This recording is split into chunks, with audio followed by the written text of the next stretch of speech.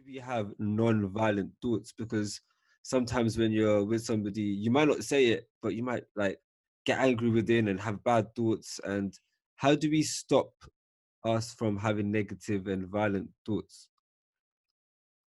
I think the first step is to have awareness, Mm. to actually acknowledge the thoughts that we're having. I think we go through life often almost on autopilot, and I think COVID and this lockdown's really forced us, or many of us, to slow down.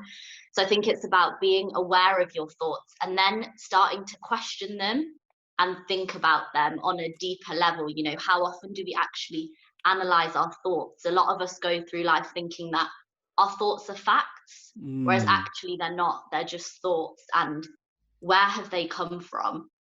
So I think I remember reading something once, like the first thought that you have is, or it's the second thought that you have, like after your first thought, that's actually like who you are. Like, do you think, I don't know, you see someone and you think, oh, that's horrible what they're wearing or something, then you sort of check yourself, and that's like actually you. The first thought's like what you've been conditioned to do.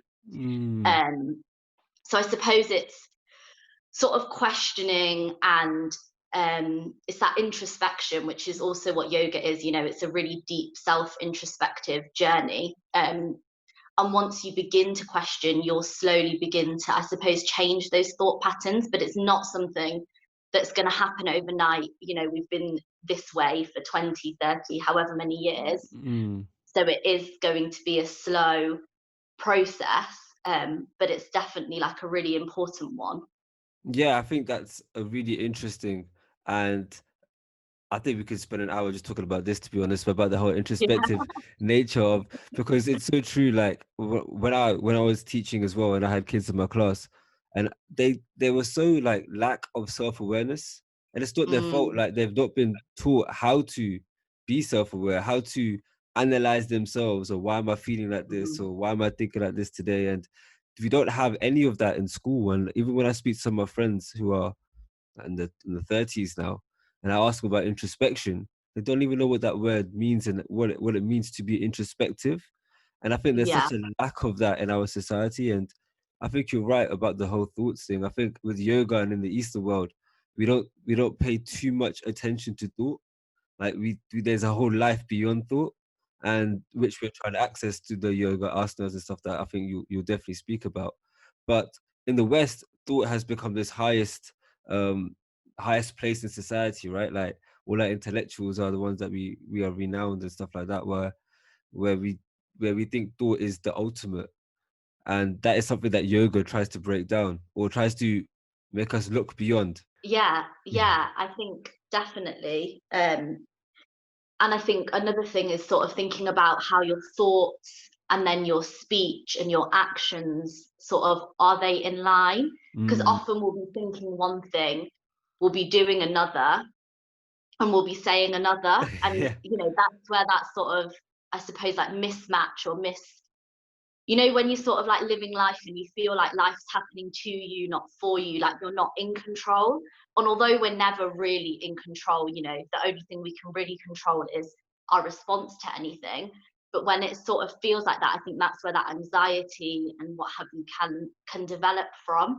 So it's really important to just take that step back, breathe, and just think about, yeah, I suppose like your speech level, your thought level, and your action level, are they in line?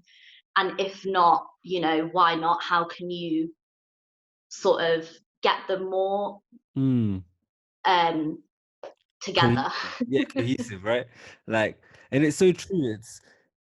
And like, I think there's two things that you said there which was so important. Number one is we think that sometimes life happens to us and not for us and not Mm, with us.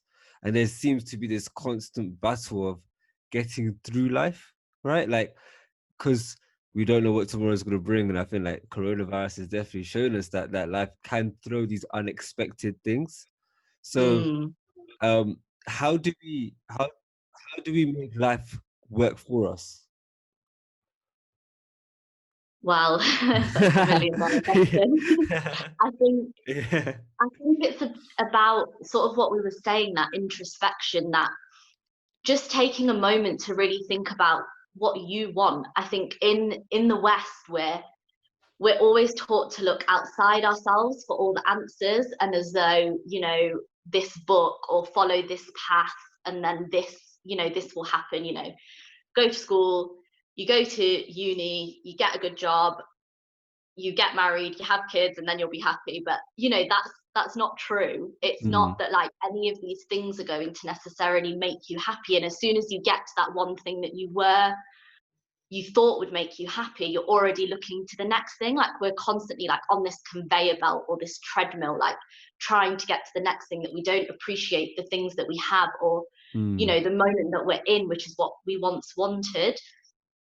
So I think it's about being more present and being more in the moment, which again is what yoga teaches you. You know, for that hour you're in that class, you are present, you're with your body, you're with your breath, and you are able to sort of leave any anxieties or any negative thoughts behind, because you're just so focused on yourself.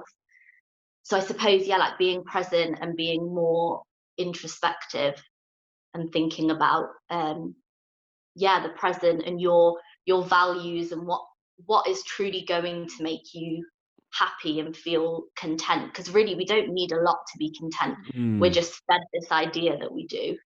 It's so true. And I think I was speaking to my nana, my granddad, yesterday, and he was telling me about his times and how he was living in Kenya and stuff. And he said that we didn't have much, but we were so happy. And it made me realize that I have so much, and has my happiness really increased? Is it as when he speaks about his past, you can say he's full of life, you know, like, and the amount of people they met, the power of, they were living with people, and we're living with technology more and more to meet people. And I think there's a real disconnect between us and everyone around us.